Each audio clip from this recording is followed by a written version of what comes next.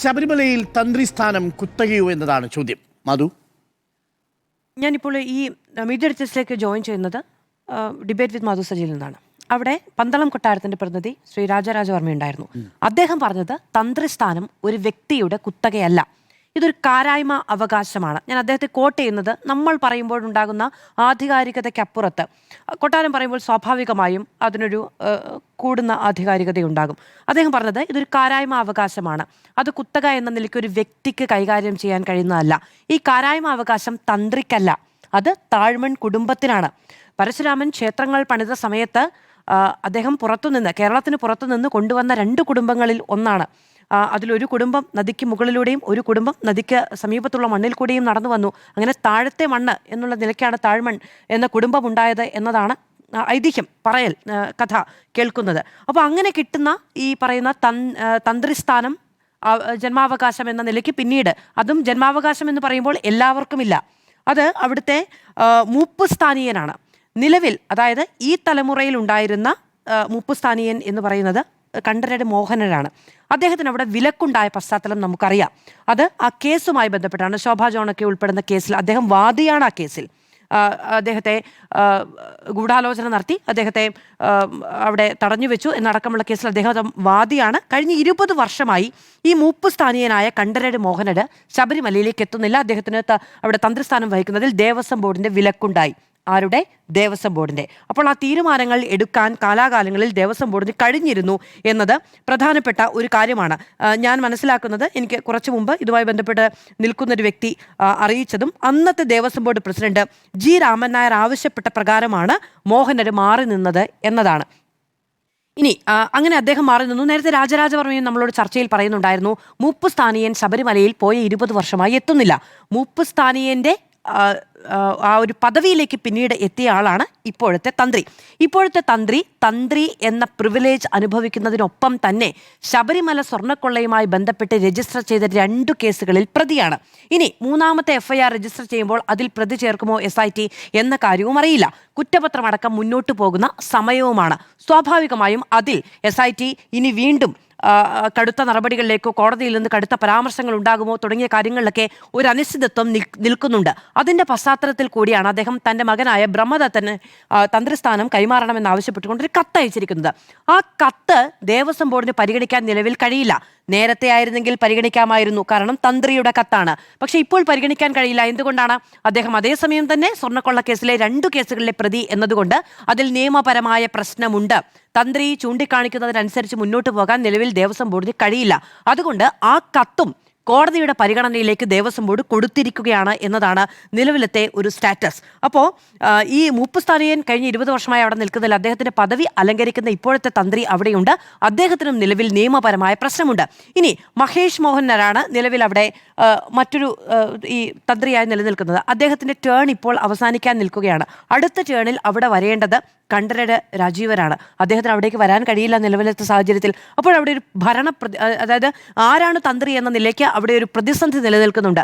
ഈ മഹേഷ് മോഹന് മാറി നിൽക്കുമ്പോൾ ഇനി രാജീവർക്ക് അവിടെ വരാൻ കഴിയാത്ത സാഹചര്യം ഉണ്ടാകും. അങ്ങനെയാണെങ്കിൽ മഹേഷ് മോഹൻ തുടരുമോ, അതോ ഈ പ്രശ്നങ്ങളുടെ പശ്ചാത്തലത്തിൽ അദ്ദേഹത്തെ ഈ കണ്ഠരര് രാജീവരെ വീണ്ടും തന്ത്രിയാകാൻ ഉള്ള അനുമതി ബോർഡ് കൊടുക്കുമോ എന്നടക്കം പ്രശ്നമുണ്ട്. ഇനി ബോർഡ് അങ്ങനെ കൊടുക്കില്ല എന്ന സൂചന കിട്ടുന്നത് എങ്ങനെയാണ്? മേൽശാന്തി നിയമനവുമായി ബന്ധപ്പെട്ട ചർച്ചകളിലേക്ക് പോലും തന്ത്രി വരേണ്ടതില്ല എന്ന നിലപാട് നിലവിൽ ബോർഡ് എടുത്തിരിക്കുന്നു. ബോർഡ് വളരെ ബോൾഡായ ഒരു നിലപാടാണ് എടുത്തിരിക്കുന്നത്. എന്തുകൊണ്ടാണ് അത് ബോൾഡ് എന്ന് പറയാൻ കാരണം എന്താണെന്ന് വെച്ചിട്ടുണ്ടെങ്കിൽ അതിന് റിസ്ക് ഉണ്ട്. അതിന് വിശ്വാസപരമായ റിസ്ക് ഉണ്ട്, ആചാരപരമായ റിസ്ക് ഉണ്ട്. ഈ അങ്ങനെ ഒരു പശ്ചാത്തലത്തിൽ കൂടിയാണ് ആ തീരുമാനം എടുത്തിരിക്കുന്നത്. ഇനി ഇപ്പോൾ ഈ KS രാധാകൃഷ്ണന്റെ പോസ്റ്റാണല്ലോ ഇതുമായി ബന്ധപ്പെട്ട്, ഞാൻ അതിലേക്ക് വരാം. അതിനു മുമ്പ് ഈ തന്ത്രി പോറ്റി ബന്ധമാണ് ഈ കേസുകളിലേക്ക് തന്ത്രിയെ വലിച്ചിഴയ്ക്കാനുണ്ടാകുന്ന, അല്ലെങ്കിൽ അദ്ദേഹം ഉൾപ്പെടാനുള്ളൊരു കാരണം എന്ന് പറയുന്നത്. അതിൽ അദ്ദേഹത്തിൻ്റെ ആദ്യത്തെ മൊഴി എന്ന് പറയുന്നത് പോറ്റിയെ ശബരിമലയിൽ കണ്ടുള്ള പരിചയം മാത്രമാണ് എന്നതാണ്. 2007 ഈ സഹശാന്തി എന്ന നിലയ്ക്ക് പോറ്റി അവിടെ വരുന്നത്. പക്ഷേ 2004 മുതൽ അദ്ദേഹം അവിടെ ഉണ്ടായിരുന്നു എന്നതാണ് ചിത്രങ്ങളടക്കം പിന്നീട് പുറത്തു വരികയും ചെയ്തത്. പക്ഷേ പോറ്റി തന്ത്രിയുടെ മുറിയിൽ നിന്ന് ഇറങ്ങി വരുന്നതായി കണ്ടുവെന്ന് ഗോവർദ്ധനൻ ഇതേ SITക്ക് മൊഴി നൽകിയിട്ടുണ്ട്. അപ്പോൾ അതിനപ്പുറത്തേക്കുള്ള പരിചയങ്ങളുണ്ട് എന്ന വിവരം SITയുടെ ഭാഗത്തുനിന്ന് ഉണ്ടായിട്ടുണ്ട്. ഗൂഢാലോചനയിൽ പങ്കാളിയായെന്നാണ് റിമാൻഡ് റിപ്പോർട്ട് പറയുന്നത്. പക്ഷേ ഈ റിമാൻഡ് റിപ്പോർട്ടും ഈ മൊഴികളും ഒക്കെ ഉണ്ടായിരുന്നപ്പോഴും കൊല്ലം കോടതി എന്താണ് പറയുന്നത്? എവിഡൻസിന്റെ ഒരു തരി പോലും തന്ത്രിക്കെതിരെ ഇല്ല എന്ന് പറഞ്ഞു. പിന്നീട് ആ പരാമർശം SITയുടെ ആവശ്യപ്രകാരം മേൽക്കോടതി നീക്കുകയാണ് ചെയ്തത്. പക്ഷെ അങ്ങനെ ഒരു പരാമർശമാണ് അവിടെ നിന്നുണ്ടായത്. എന്തുകൊണ്ടാണ് മേൽക്കോടതി ആ പരാമർശം റദ്ദാക്കിയത്? എന്തെങ്കിലും ഒരു തെളിവ് കണ്ടതുകൊണ്ടല്ല, മറിച്ചത് ആ കേസിന്റെ മെറിറ്റിനെ ബാധിക്കുന്നത് കൊണ്ടാണ്. കാരണം ഒരു തെളിവ് പോലും കണ്ടെത്തിയില്ല എന്നൊരു കോടതി പരാമർശം ഉണ്ടെങ്കിൽ പിന്നെ അവിടെ വിചാരണയ്ക്ക് സാധുതയില്ല എന്നതുകൊണ്ട് മെറിറ്റിനെ ബാധിക്കുന്ന ഒരു കാര്യമായതുകൊണ്ടാണ് കോടതി ആ പരാമർശം നീക്കിയത്. അങ്ങനെ ഒരു സാഹചര്യം കൂടിയുണ്ട്. ഇനി ഇതിനിടയിൽ വലിയ വിവാദമായ മറ്റൊരു കാര്യമുണ്ടായിരുന്നു. അത് പഴയ വാജിവാഹനവുമായി ബന്ധപ്പെട്ട കാര്യമാണ്. തന്ത്രി തന്ത്രവിദ്യ അനുസരിക്കേണ്ടുന്ന ആളാണ് എന്നാണ് വെപ്പ് എങ്കിൽ ഈ ഓരോ ക്ഷേത്രങ്ങളിലും വീണ്ടും കൊടിമരവും വാജിവാഹനവും ഒക്കെ പ്രതിഷ്ഠിക്കുന്ന സമയത്ത് മുൻപുണ്ടായിരുന്ന വാജിവാഹനം എങ്ങനെ പിന്നീട് കൈകാര്യം ചെയ്യണമെന്നത് സംബന്ധിച്ച് കൃത്യമായി താന്ത്രിക സമൂഹത്തിൽ തീരുമാനങ്ങളുണ്ട്. അത് ചോദ്യം ചെയ്യപ്പെടുകയും ചെയ്തിരുന്നു. ഈ വിവാദങ്ങൾക്കൊക്കെ മുമ്പ് താന്ത്രിക സമൂഹത്തിൽ വാജിവാഹനം തന്ത്രി കൈവശം വെക്കുന്നതുമായി ബന്ധപ്പെട്ട് വലിയ വിമർശനങ്ങൾ ഉണ്ടായി.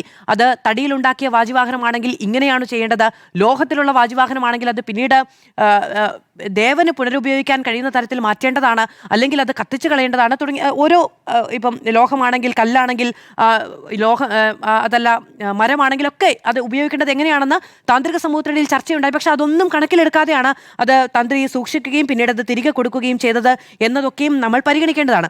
ഇനി KS രാധാകൃഷ്ണന്റെ പോസ്റ്റുമായി ബന്ധപ്പെട്ട കാര്യങ്ങളിലേക്ക് വരികയാണെങ്കിൽ, KS രാധാകൃഷ്ണന്റെ പോസ്റ്റിൽ വളരെ അദ്ദേഹം വലിയ വിമർശനമൊക്കെയാണ് ഉന്നയിച്ചിരിക്കുന്നത്. പക്ഷെ അതിൽ വസ്തുതാപരമായ ചില പിശകുകളും കൂടിയുണ്ട്. ഒന്ന്, അദ്ദേഹം വലിയ, അതായത് ഏറ്റവും പ്രാഥമികമായി അദ്ദേഹം ആവശ്യപ്പെടുന്ന കാര്യം താഴ്മൺ തന്ത്രിസ്ഥാനം ഒഴിയണം എന്നുള്ളതാണ്. ആ കുടുംബത്തിന് അങ്ങനെ തന്ത്രിസ്ഥാനം ഒഴിയാൻ ആചാരപരമായി കഴിയുമോ എന്നൊരു പ്രശ്നമുണ്ട്. കാരണം അതൊരു വ്യക്തിക്കെടുക്കാൻ കഴിയുന്ന തീരുമാനമല്ല. ഞാൻ നേരത്തെ പറഞ്ഞതുപോലെ അത് ആ കുടുംബത്തിന് കാരായ്മയായി കിട്ടിയ അവകാശമാണ്. ഒരു വ്യക്തി, ഒരു തന്ത്രി എന്ന നിലയ്ക്ക് അദ്ദേഹത്തിന് എടുക്കാൻ കഴിയുമോ എന്ന കാര്യം അദ്ദേഹത്തിന് മാത്രമായി തീരുമാനിക്കാൻ കഴിയുന്നതല്ല. അതിന് നിയമം വ്യവസ്ഥ ചെയ്യുന്ന മറ്റൊരു കാര്യമുണ്ട്. നേരത്തെ രാജരാജവർമ്മ തന്നെ പറഞ്ഞതാണ്, 2019 സുപ്രീം കോടതിക്ക് മുന്നിൽ ഒരു നിർദ്ദേശമുണ്ട്, വിദഗ്ധരുടെ ഒരു അഡ്വൈസറി ബോഡിയെ ശബരിമലയുമായി ബന്ധപ്പെട്ട് നിയമിക്കണം എന്നുള്ളത്. ഈ വക കാര്യങ്ങൾ വരുന്ന സമയത്ത് രാഷ്ട്രീയ അഭിപ്രായങ്ങൾക്കും പൊതുസമൂഹത്തിലുള്ളവരുടെ അഭിപ്രായങ്ങൾക്കും അപ്പുറത്ത് കൃത്യമായ ജ്ഞാനമുള്ള ആളുകൾക്ക് തീരുമാനമെടുക്കാൻ കഴിയുന്ന ഒരു ബോഡി അവിടെ ഉണ്ടാകണമെന്നത് 2019 സുപ്രീം കോടതി പറഞ്ഞിട്ട് ഈ നിമിഷം വരെയും സാധ്യമായിട്ടില്ല. എങ്കിൽ അത് താല്പര്യ സംരക്ഷണത്തിന്റെ പേരിലാണ് എന്ന് നമുക്ക് പറയേണ്ടി വരും. അങ്ങനെ ഒരു ബോഡി അവിടെ ഉണ്ടായിരുന്നുവെങ്കിൽ താഴ്മൺ കുടുംബം ഈ തന്ത്രിസ്ഥാനത്ത് തുടരണമോ എന്ന കാര്യത്തിൽ അവർക്ക് അഭിപ്രായങ്ങൾ പറയാമായിരുന്നു. അതിന് പൊതുസമൂഹത്തിൽ കൂടുതൽ സ്വീകാര്യത കിട്ടുന്ന ഒരു സാഹചര്യമുണ്ട്. പക്ഷേ KS രാധാകൃഷ്ണൻ പറഞ്ഞ കാര്യത്തിൽ മറ്റൊരു പ്രശ്നമുണ്ട്. അത് ഈ തന്ത്രി മോഹനർ ജയിലിൽ പോയി ക്രിമിനൽ കേസിൽ വിചാരണ നേരിട്ടു എന്നുള്ളതാണ്. ആ കേസിൽ അദ്ദേഹം വാദിയാണ്, അദ്ദേഹം ജയിലിൽ പോയിട്ടില്ല. അപ്പോൾ ഉത്തരവാദിത്തപ്പെട്ട ഒരു രാഷ്ട്രീയ പാർട്ടിയുടെ ഉപാധ്യക്ഷ സ്ഥാനത്ത് ഇരുന്നു കൊണ്ടൊരു പോസ്റ്റ് ഇടുമ്പോൾ ഇത്രയും നേരം, ഇപ്പോൾ ഇദ്ദേഹം ഈ പോസ്റ്റ് ഇട്ടിട്ട് ഒരു ദിവസം പിന്നിടുന്നു, ഇത്രയും നേരം കഴിഞ്ഞിട്ടും അത് തിരുത്തണം. അതിൽ വസ്തുതാപരമായ പിശക്, ആവശ്യം തിരുത്തണമെന്നല്ല ഞാൻ പറയുന്നത്, അത് അദ്ദേഹത്തിന് ഉന്നയിക്കാം. അതിൽ വസ്തുതാപരമായ ഒരു പിശക് ഉണ്ടാവുകയും അത് നിരവധി പേർ ചൂണ്ടിക്കാണിക്കുകയും ചെയ്തിട്ട് അത് തിരുത്താതിരിക്കുന്നതിന് പിന്നിൽ ഒരു രാഷ്ട്രീയ താല്പര്യമുണ്ട്, അല്ലെങ്കിൽ ഒരു ഉത്തരവാദിത്തരാഹിത്യമുണ്ട് എന്ന് പറയേണ്ടി വരും എന്നത് പ്രധാനമാണ്. പിന്നെ ഈ യുവതി പ്രവേശനവുമായി ബന്ധപ്പെട്ടൊക്കെ അദ്ദേഹം വസ്തുതാപരമായ ചില കാര്യങ്ങൾ പറഞ്ഞിട്ടുണ്ട്, പിശകുള്ള ചില കാര്യങ്ങൾ പറഞ്ഞിട്ടുണ്ട്. അങ്ങനെ പലതും ആ പോസ്റ്റിലുമുണ്ട്. ഇനി ഈ പോസ്റ്റുമായി ബന്ധപ്പെട്ട് BJP എടുത്ത നിലപാടും പ്രത്യേകമാണ്. അത് വ്യക്തിപരമായ ഒരു അഭിപ്രായം എന്ന നിലയ്ക്ക് എടുക്കണമെന്നാണ്. എങ്ങനെയാണ് ഒരു പാർട്ടിയുടെ ഉപാധ്യക്ഷൻ പറയുന്ന ഒരു കാര്യത്തെ വ്യക്തിപരമായി പറയുക? അങ്ങനെയാണെങ്കിൽ ഇന്ന് അധ്യക്ഷൻ അതിനെ വ്യക്തിപരമായ അഭിപ്രായമായി കാണണം എന്ന് പറഞ്ഞതും വേണമെങ്കിൽ നമുക്ക് വ്യക്തിപരമായ, രാജീവ് ചന്ദ്രശേഖരന്റെ വ്യക്തിപരമായ അഭിപ്രായം അദ്ദേഹം പറഞ്ഞു എന്ന് പറയാമല്ലോ. ഇതേപോലെ പൊതുസമൂഹത്തിന് മുന്നിൽ ഉപാധ്യക്ഷൻ പറഞ്ഞൊരു അഭിപ്രായത്തെ എങ്ങനെയാണ് വ്യക്തിപരമായ അഭിപ്രായമായി കാണുക എന്നത് പ്രശ്നമുണ്ട്. നോക്കിപ്പോൾ നമ്മൾ കുത്തക എന്ന വാക്ക്, തന്ത്രിസ്ഥാനം കുത്തകയാണോ? കുത്തക എന്നത് രാഷ്ട്രീയ വാക്കാണ് അല്ലെ? അത് ഉപയോഗിക്കപ്പെട്ട കാലം ഏതാണ്? ആ കാലത്തിനും എത്രയോ കാലം മുമ്പുള്ളതാണ് അയ്യപ്പ വിശ്വാസം എന്നതൊരു പ്രശ്നമാണ്. അവിടുത്തെ ആചാരങ്ങളും അനുഷ്ഠാനങ്ങളും നിഷ്ഠകളും രൂപപ്പെട്ടത് ഈ വാക്കൊക്കെ രാഷ്ട്രീയമായി ഉപയോഗിക്കുന്നതിനും ഏറെക്കാലം മുമ്പാണ്, അല്ലെങ്കിൽ അളക്കാനാകാത്ത കാലം മുമ്പാണ് എന്നതുകൂടി നമ്മൾ വിചാരിക്കേണ്ടതുണ്ട്. ശബരിമലയിലുള്ളത് നിയമങ്ങളാണോ കീഴ്വഴക്കങ്ങളാണോ എന്ന കാര്യത്തിൽ തർക്കമുണ്ട്. നേരത്തെ ശ്രീ രാജരാജവർമ്മ പറഞ്ഞതുപോലെ തന്നെ അവിടെ എങ്ങനെയാണ് കാര്യങ്ങൾ നടക്കേണ്ടത് എന്ന് പറഞ്ഞത് ഏതെങ്കിലും ഒരു ഹൈന്ദവ നിയമപ്രകാരമല്ല. അത് അയ്യപ്പൻ തന്നെ അവിടെ കുടിയിരിക്കുന്ന സമയത്ത് പറഞ്ഞ കാര്യങ്ങളാണ്.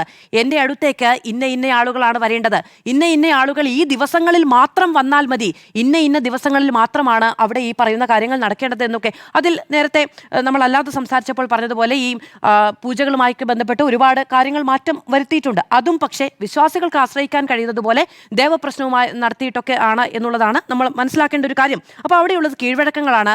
അത് അയ്യപ്പൻ പറഞ്ഞുവെന്ന് അയ്യപ്പ വിശ്വാസികൾ വിചാരിക്കുന്ന നിയമങ്ങളും കീഴ്വഴക്കങ്ങളുമാണ്. ഞാൻ നിയമങ്ങൾ എന്ന വാക്ക് അധികം ഉപയോഗിക്കാത്തതിന്റെ കാര്യം അത് ലിഖിതമല്ല എന്നതുകൊണ്ടാണ്.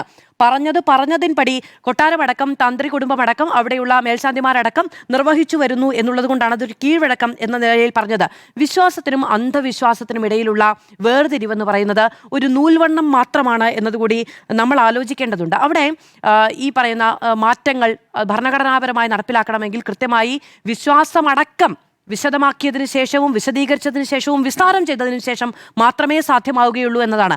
അങ്ങനെ രാജ്യത്തിന്റെ പരമോന്നത കോടതി വിധി പറഞ്ഞൊരു കാര്യം പോലും നടപ്പിലാകാത്തൊരമ്പലവുമാണ് അത് എന്നതും കൂടി നമ്മൾ ആലോചിക്കേണ്ടതുണ്ട്. അതിനുശേഷം കോടതി വിധി സ്റ്റേ ചെയ്തിട്ടൊന്നുമല്ലല്ലോ അതിപ്പോഴും അവിടെ നടപ്പിലാകാത്തത്. അങ്ങനെ പ്രത്യേക സാഹചര്യങ്ങളുള്ളൊരിടത്ത് വിശ്വാസികളെ, പ്രത്യേകിച്ചും വിശ്വാസത്തെ രാഷ്ട്രീയമായി ഉപയോഗിക്കാൻ തയ്യാറെടുത്തിരിക്കുന്ന ആളുകൾ കൂടി ഉള്ള ഇടത്തു കൂടിയാണ് എന്നത് ശ്രദ്ധിച്ച് മാത്രം നിലപാടുകൾ എടുക്കാൻ കഴിയുന്നതാണ്. ഒരാളൊരു ഫേസ്ബുക്ക് പോസ്റ്റ് ഇട്ടാൽ ചോദ്യം ചെയ്യപ്പെടേണ്ട ഒന്നല്ല അവിടുത്തെ ഒരു വിശ്വാസവും, തന്ത്രിയുടെ സ്ഥാനം എന്നുള്ളതല്ല, അവിടുത്തെ ഒരു വിശ്വാസവും എന്നതാണ്. അതുകൊണ്ട് എനിക്ക് പറയാനുള്ളത് സുപ്രീം കോടതി നിർദ്ദേശിച്ച അഡ്വൈസറി ബോർഡ് നടപ്പിലാക്കാൻ കഴിയുക എന്നതാണ്. ആ തീരുമാനം എടുക്കാൻ കഴിയുന്നത് സർക്കാരിനാണ്. അത് ചെയ്യുകയാണെങ്കിൽ പരിഹാരമുണ്ടാകുമെന്നാണ് ഞാൻ വിചാരിക്കുന്നത്.